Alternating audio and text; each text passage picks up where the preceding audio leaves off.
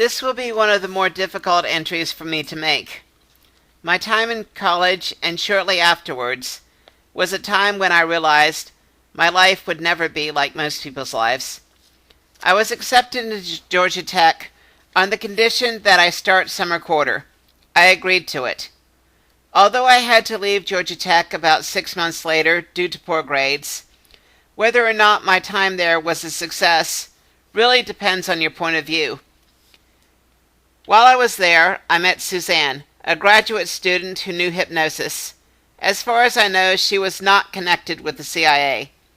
She was in a position similar to me.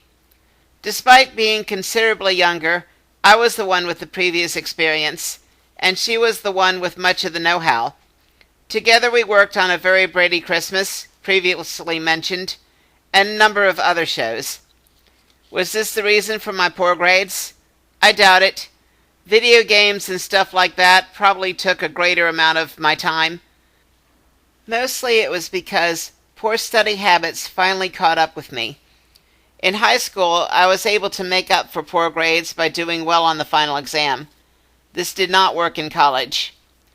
Even if the shows I worked on were the reason for my poor grades, they still would have been my priority. I knew the shows we were doing were important, and I was willing to put my life on the line for them, much less my grades. Shortly afterwards, the job market was not that great for me.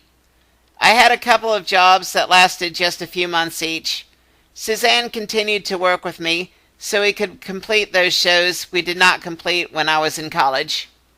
Despite doing poorly with conventional work, I was able to expand upon my work in show business and make new connections which would be important to me later when I tried to continue on my own. It was during my time in college that interaction over the phone replaced some of my live interaction. Eventually, it would become my main link to show business. Nothing lasts forever. The connections to show business provided by the CIA became fewer. If I wanted to continue such work, I would have to be the initiator.